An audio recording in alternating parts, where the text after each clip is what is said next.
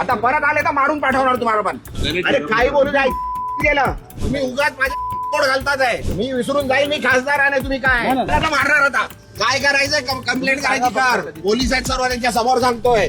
ज्या पद्धतीनं संजय दिना पाटलांनी पत्रकारांना धमकावलंय आणि त्याचा व्हिडिओ आता व्हायरल होतोय, तुम्ही सुद्धा तो पाहिला असेल, त्यावरून अनेक प्रश्न उपस्थित होत आहेत. पहिला प्रश्न म्हणजे पत्रकार म्हणून कोणत्याही राजकीय नेत्यांना, मग ते विरोधी बाकावरचे असो किंवा सत्ताधारी बाकावरचे असो, त्यांना प्रश्न विचारणं हा पत्रकारांचा गुन्हा आहे का? दुसरा प्रश्न म्हणजे हे जे काही खासदार आहेत संजय दिना पाटील यांना आता सत्ताधारी गटात जाऊन 4 दिवसही पूर्ण होत नाहीयेत आणि तेवढ्यातच त्यांच्या डोक्यात सत्तेची गुर्मी किंवा सत्तेची हवा गेलीये का?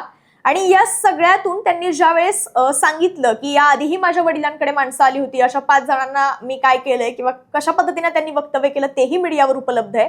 आणि नंतर जेव्हा पत्रकार हे सगळं रेकॉर्ड करत होते त्यावेळेस त्यांनी म्हटलंय की जा रेकॉर्ड कर, कमिशनरकडे दाखव, कोणाला दाखवायचं त्याला दाखव. पण खरं तर पत्रकारांना प्रतिक्रिया देणं किंवा त्यांची एखादी जेवणाची सोय करणं किंवा जे काही असेल ते उपकार आहेत का तुम्ही जेव्हा पत्रकारांना प्रतिक्रिया देता? हे असे अनेक प्रश्न उपस्थित होतात. आणि सगळ्यात पहिलं म्हणजे जेव्हा तुम्ही सत्ताधारी गटात जाता तेव्हा सिस्टीम तुमच्या हातात येते का? कमिशनर तुमच्या सगळ्या चुका किंवा सगळे घटना किंवा सगळे गुन्हे माफ करतात का?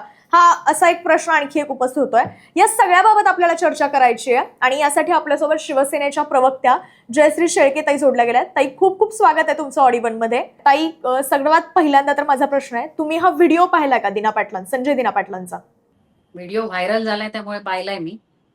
काय पहिली प्रतिक्रिया होती तुमची? कारण की मी बोलले तसं की त्यांना सत्ताधारी गटात जाऊन आता 3च दिवस झालेत आणि तेवढ्यात ही सगळी जी काही डोक्यात गेलेली हवा त्यांची आता दिसायला लागली आहे, त्या सगळ्यावरून तुमचं काय प्रतिक्रिया आहे? मला असं वाटतं की हे सगळं पाहिल्यानंतर मी एकच बोलेल की या महाराष्ट्राचा बिहार करण्याची सुपारी मिंदेंनी घेतलेली दिसते. आणि त्यामुळे काही दिवसापूर्वी मिंदेवासी झालेले हे खासदार ज्या पद्धतीने मगरुरीची भाषा बोलतायत, मग शिवसेना उद्धव बाळासाहेब ठाकरे पक्षाच्या ज्या नेत्यांनी यांना उमेदवारी दिली, यांच्यासाठी प्रचार केला, त्यांच्या बाबतीतही स्मशानात पाठवू, बॉम्ब टाकू ही भाषा बोलली गेली.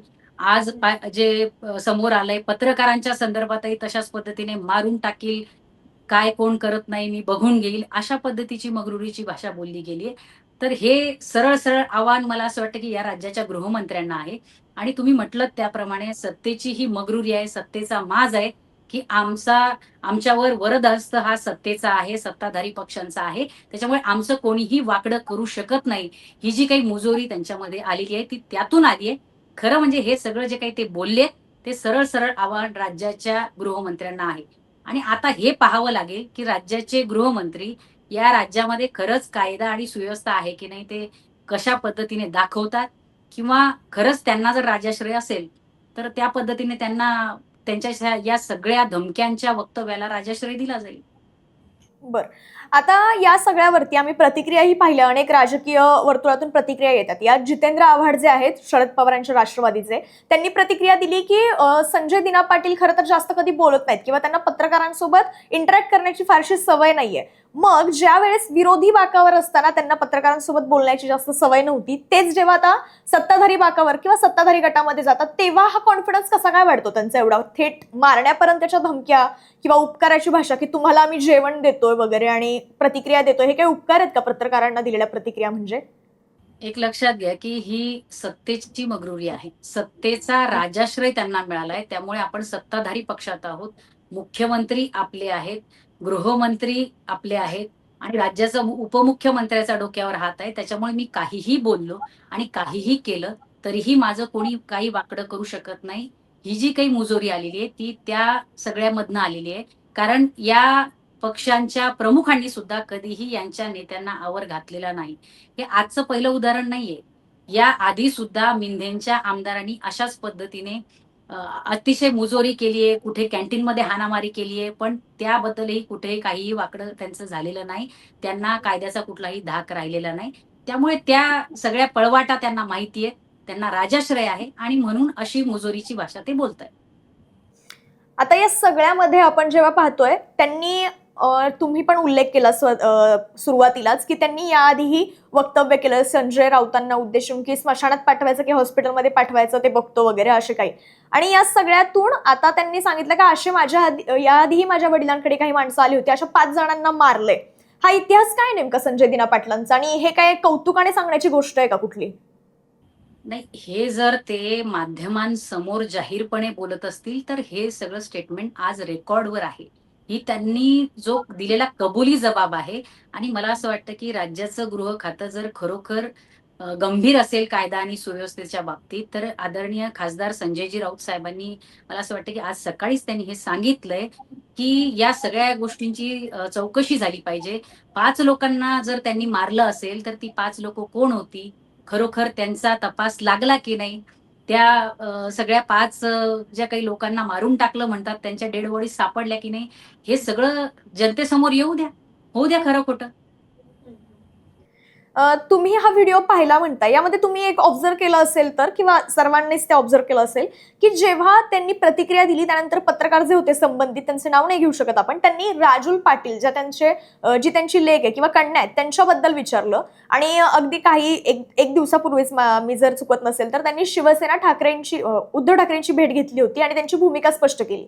मग या सगळ्यावरून त्यांचा मुलीवर राग आहे, तो मीडिया समोर निघालाय किंवा पत्रकारांवर निघालाय असं म्हणता येईल आपल्याला, किंवा घरातला तो आता एक वाद तयार होऊ लागलाय? लोक आरसा यांना दाखवायला लागलेली आहे. मीडिया यांना आरसा दाखवतोय.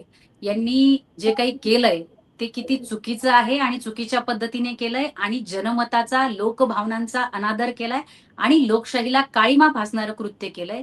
आणि म्हणून सर्वसामान्य जनतेमध्ये यांच्याबद्दल प्रचंड रोष आहे. मला असं वाटतं की तो रोष त्यांनाही जाणवत असेल.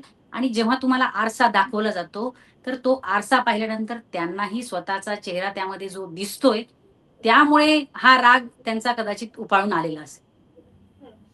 आता तुम्ही म्हणालात की मीडिया किंवा लोकच एकूण त्यांना आरसा दाखवण्याचं काम करतात, आणि त्यात मीडिया ही एक महत्वपूर्ण आहे. आणि जेव्हा मीडियाकडून एखादे पत्रकार किंवा सगळेच पत्रकार ज्यावेळेस सत्ताधारी म्हणा किंवा विरोधी बाकावरच्या नेत्यांना असे काही प्रश्न विचारत असतात, मी विशेषतः सरकारी सत्तेत असलेल्या नेत्यांबद्दल बोलेल, त्यांना जेव्हा प्रश्न विचारत असतात त्यावेळेस त्यांना प्रश्न विचारणं हा पत्रकार म्हणून आमचा किंवा सगळ्यांचा एक गुन्हा आहे का? आणि जर तो गुन्हा असेल तर मग नेमकं मीडियाने काम काय करायचं किंवा पत्रकारांनी नेमकं काय विचारायचं यांना? मुळात पत्रकारिता किंवा मीडिया हा लोकशाहीचा चौथा स्तंभ आहे. आणि पत्रकार जोपर्यंत समाजातले प्रश्न, समाजातले अडचणी ह्या मांडणार नाहीत, जनभावना मांडणार नाहीत, तोपर्यंत मला असं वाटतं की समाजामध्ये जे काही आपल्याला चांगला बदल घडवायचा आहे तो होऊ शकत नाही. जी लोक, सत्ताधारी लोक किंवा सत्तेत असलेली लोक किंवा आमदार, खासदार, मंत्री या पदांवर असलेली लोक ही उत्तर द्यायला बांधील आहेत. त्यांच्यावर जबाबदारी आहे. तुम्ही ते पद भूषवताय, तुम्ही एखादं संविधानिक पद भूषवताय म्हणजे तुम्ही जनतेला आणि माध्यमांना सुद्धा उत्तर द्यायला बांधील आहात. कारण माध्यमांवरून जनतेपर्यंत तुमचं बोलणं, तुम्ही काय विचार मांडताय तो जात असतो. त्यामुळे उत्तर देता येत नाही आणि खोटं बोलून तुम्ही थकलेले आहात. तुम्ही तोंडघशी पडलेले आहात आणि म्हणून त्याचा राग माध्यमांवर काढणं किंवा माध्यमांच्या प्रतिनिधींवर काढणं हे अतिशय चुकीचं आहे आणि निषेधार्ह आहे. बर, या सगळ्यामध्ये जेव्हा त्यांनी, ठीक आहे, म्हणजे आम्ही म्हणू शकतो पत्रकारांनी चुकीचा प्रश्न विचारला तर तिथे त्यांनाही तुम्ही त्यांच्यावरही तुम्ही बोट ठेवा वगैरे, पण ज्या वेळेस पत्रकार प्रश्न साधा एखादा विचारत असतील, तुम्ही ज्या आता सध्या राजकीय घडामोडी घडवून आणताय त्याच्याबद्दल विचारत असतील, तर त्यावेळेस अशा पद्धतीने राग येणं, आणि राग आला तर आम्ही तो मान्यही करू, पण ज्या पद्धतीने शब्दांचा उपयोग होतो, अपशब्दांचा उपयोग होतो आणि थेट मारण्याची धमकी दिली जाते, यावेळी या खासदारांवर किंवा या संबंधित नेत्यांवर, राजकीय नेत्यांवर किंवा पदाधिकाऱ्यांवर नेमकी काय कारवाई झाली पाहिजे? निश्चितच अतिशय कठोरात कठोर कारवाई झाली पाहिजे. जीवे मारण्याची धमकी दिली जातीये, कुठे बॉम्ब टाकण्याची धमकी दिली जाते. या अशा पद्धतीच्या धमक्या जर सरळ सरळ माध्यमांवर दिल्या जात असतील तर तो पुरावा आज तुमच्याकडे आहे. तुमच्यावर जीवे मारण्याची धमकी दिली गेली आहे, तुमच्या जीविताला धोका आहे. माझी विनंती असेल त्या पत्रकार बांधवांना की ज्यांना ही उघड धमकी दिल्या गेली त्यांनी रीतसर तक्रार ही पोलीस स्टेशनमध्ये दाखल केली पाहिजे. आणि आपल्या सगळ्यांसाठीच हे पाहणं औत्सुक्याचं ठरेल की यामध्ये खरोखर राज्याचे गृहमंत्री काहीतरी निर्णय घेतात का किंवा काहीतरी कारवाई करतात का? कारण उघड उघड धमकी दिलेली आहे, त्याचा पुरावा आहे. आणि हे जर होत असेल अशा पद्धतीने तर याचा अर्थ, यांना जर तुम्ही पाठीशी घालणार असाल तर याचा अर्थ राज्यात कायद्याचं राज्य राहिलेलं नाही, कायदा आणि सुव्यवस्था राहिलेली नाही. तुम्ही आता ताई उल्लेख केला की जेव्हा हे रेकॉर्डवर आहे किंवा उघड उघड धमक्या दिल्या जात असतील तर ह्याची कंप्लेंट केली पाहिजे संबंधित पत्रकारांनी, पण ज्या वेळेस हे सगळं रेकॉर्ड किंवा तो पत्रकार समोर होता त्यावेळेस त्यांच्याकडून असं बोललं जात होतं संजय दिना पाटलांकडून की रेकॉर्ड कर जे काय आहे ते आणि जा कुणाला दाखवायचं त्याला दाखव, कमिशनरला दाखव, कोण माझं काय वाकडं करताय मी बघतो. मग ही जी काय म्हणू शकतो आपण सिस्टीम एक आपल्या ताब्यात आली आहे, हा यांचा आविर्भाव आहे की यांना आपल्याला कोणीच काही करू शकत नाही, हा सत्तेत गेल्यानंतर आलेला कॉन्फिडन्स आहे आणि खरंच यांचं कोणी काही करू शकत नाही अशी परिस्थिती आहे असं वाटतंय?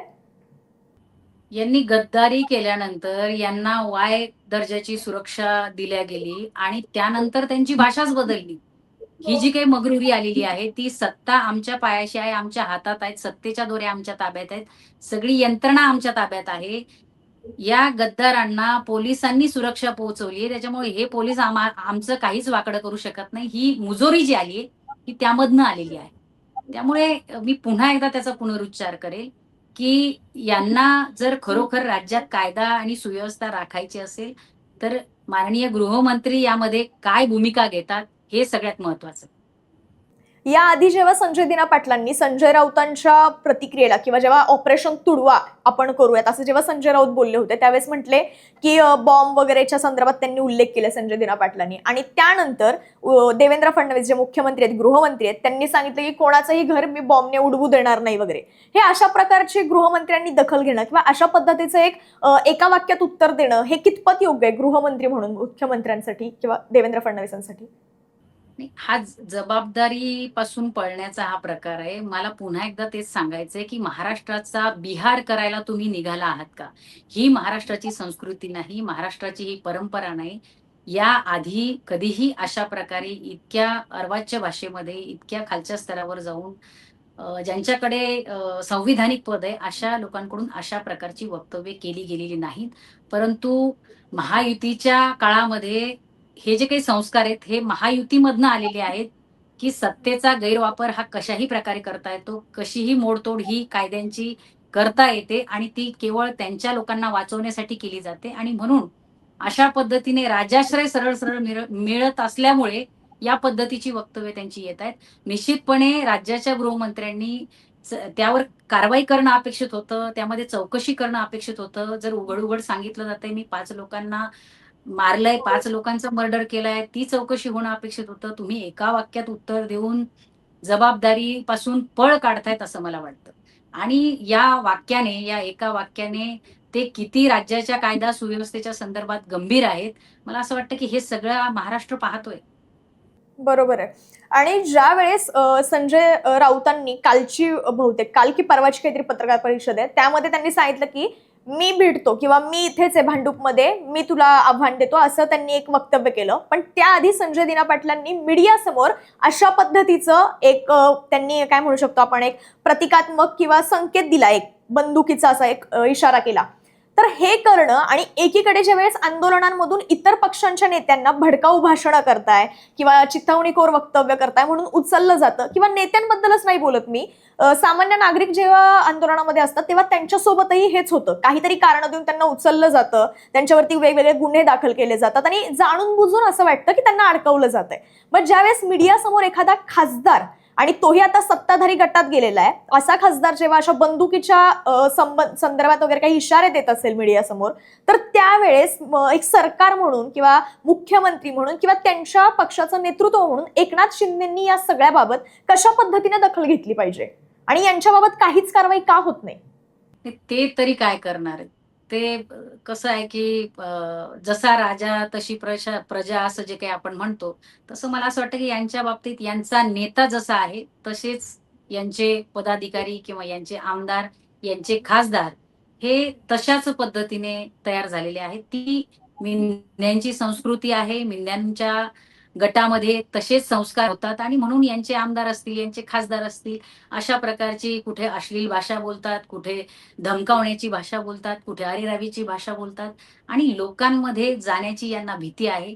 यांना माहितीये यांनी गद्दारी केलेली आहे आणि लोकांना ते आवडलेलं नाही. लोकांमध्ये प्रचंड रोष आहे, जनतेत प्रचंड रोष आहे. त्याच्यामुळे जनतेमध्ये उघडपणे जायला घाबरतात म्हणून वाय दर्जाची सुरक्षा घेऊन ते फिरतात. बरं, आता ताई या सगळ्यावरून तुम्हाला काय वाटतं? कारण की सगळ्याच पुण्यातले असतील पत्रकार किंवा मुंबईचे पत्रकार, एकूण राज्यातले जेवढे पत्रकार संघ आहेत सगळ्यांनी याचा निषेध नोंदवलाय. प्रत्येक जण याच्या संदर्भात संजय दिना पाटलांनी माफी मागावी किंवा खासदार जे आहेत त्यांच्यावरती कारवाई व्हावी अशा पद्धतीनं मागण्या केलेल्या आहेत. तुम्हाला काय वाटतं, संजय दिना पाटलांनी फक्त माफी मागणं हे पुरेसं आहे या सगळ्या प्रकरणात? 2 दिवसांपासून ज्या पद्धतीची वक्तव्य त्यांच्याकडनं आली आहेत, अतिशय गंभीर वक्तव्य आहेत. खुनांच्या संदर्भामध्ये त्यांनी खुलासे केले आहेत. बॉम्ब टाकण्याची ते भाषा बोलले आहेत. ही भाषा साधीसुधी नाही आणि हे गुन्हे साधेसुधे नाहीयेत, हे गंभीर गुन्हे आहेत. आज पत्रकारांच्या संदर्भातही ज्या पद्धतीचं वक्तव्य झालंय, जीवे मारण्याचं, तोही अतिशय गंभीर गुन्हा आहे. त्यामुळे केवळ माफी मागून मला असं वाटतं की या सगळ्यांवर पडदा पडणार नाही किंवा केवळ त्यांच्याकडून माफी घेऊन चालणार नाही. तर या संदर्भामध्ये राज्याच्या गृहमंत्र्यांनी कठोर कारवाई केली पाहिजे आणि त्यांनी ज्या खुनांचा उल्लेख केलाय 5 मर्डरचा, त्याची सुद्धा चौकशी झाली पाहिजे. मला जाता जाता एक प्रश्न विचारायचा आहे. जर यांच्या बाबतीतले प्रश्न खुपतायत तर फक्त पत्रकारांनी त्यांच्या पक्षातलेच म्हणजे त्यांच्या बाजूनेच फक्त प्रश्न विचारावे का? आपली खरी जी पत्रकारिता आहे, निर्भीड पत्रकारिता सोडून फक्त यांच्या ताटाखालचं मांजर व्हावं अशी यांची अपेक्षा असेल तर प्रत्येक पत्रकारांनी तसंच बनणं अपेक्षित आहे यांच्यासाठी? त्यांच्यासाठी पत्रकार नाही, म्हणजे थोडक्यात मला असं म्हणायचं आहे की सगळ्याच पत्रकारांनी यांच्याच बाजूने पत्रकारिता करावी का, यांच्या हव्यासापोटी किंवा हट्टेपोटी? केवळ पत्रकारितेच्या संदर्भातच नाही तर लोकशाहीच्या संदर्भातही त्यांची तीच अपेक्षा आहे की विरोधी पक्षच नसावा. पत्रकारांनी तर यांना प्रश्न विचारूच नये, पत्रकारांनी तर विरोधात बोलूच नये, पत्रकारांनी तर सर्वसामान्यांचे प्रश्न विचारूच नये. पण विरोधी पक्षांच्या बाबतीतही त्यांनी काय केलंय, विरोधी पक्षांनीही त्या ठिकाणी प्रश्न विचारू नये, विरोधी पक्षच नसावा यासाठी किती मोठ्या पद्धतीने आटापिटा करून विरोधी पक्ष संपवण्याचा प्रकार त्यांनी सुरू केलेला आहे. हे आपण उघड्या डोळ्यांनी पाहतोय. राज्यात हे चाललंय, देशात हे चाललंय. त्याच्यामुळे पत्रकारांच्या संदर्भातही जर हे घडत असेल तर ते काही नवीन नाहीये. ही त्यांची प्रवृत्ती आहे. त्यांना या राज्यामध्ये लोकशाही नकोय, त्यांना या राज्यामध्ये पारदर्शीपणा नकोय आणि त्यासाठी वाटेल त्या पद्धतीनं कायद्याची मोडतोड करत ते या ठिकाणी सत्ता टिकवण्यासाठी आणि आणखी विरोधक त्या ठिकाणी संपवण्यासाठी प्रयत्न करतात. बर, यात मॅडम किंवा ताई, या सगळ्यामध्ये आता ज्या पद्धतीनं तुम्ही म्हणालात फक्त पत्रकारच नाही किंवा फक्त पत्रकारांना सोडून विरोधकांनाही त्यांच्याकडून अशा पद्धतीची अपेक्षा असते वगैरे, पण या सगळ्यात जेव्हा त्यांनी म्हटलं की कमिशनरकडे जा, कंप्लेंट कर, काय करायचं ते कर, या सगळ्यात कमिशनरांच्या कार्यावर किंवा त्यांच्या कर्तृत्वाबद्दलही प्रश्न उपस्थित होतो.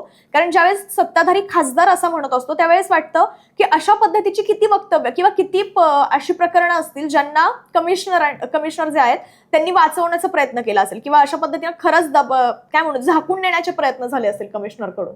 आता त्यांनी जर आज सांगितलंय की मी 5 मर्डर केले, त्यावरून लक्षात घ्या की या आधी किती त्यांनी गुन्हे केले असतील आणि किती झाकले गेले असतील. आणि मला असं वाटतं की हा मुद्दा काही फक्त कमिशनरांपुरता मर्यादित नाहीये, तर हे थेट आव्हान राज्याच्या गृहमंत्र्यांना त्यांनी दिलंय. त्यामुळे ते काय करणार यावर आता हे खूप महत्वाचं आहे. बर ताई, खरं तर धन्यवाद. ज्या पद्धतीनं तुम्ही म्हणजे एकूणच या सगळ्या विषयावर किंवा या सगळ्या व्हायरल व्हिडिओवर संजय दिना पाटलांच्या भूमिकेवरती आम्हाला माहिती दिलीत किंवा आमच्यासोबत चर्चा केलीत, यासाठी खूप खूप धन्यवाद.